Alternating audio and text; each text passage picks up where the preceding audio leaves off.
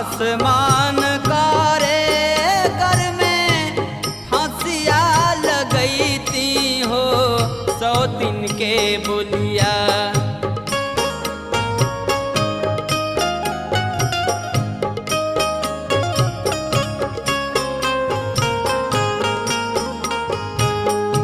आसमान करे कर में फांसिया लगई थी आहो राम फांसिया लगई थी हो सौतीन के बोलिया।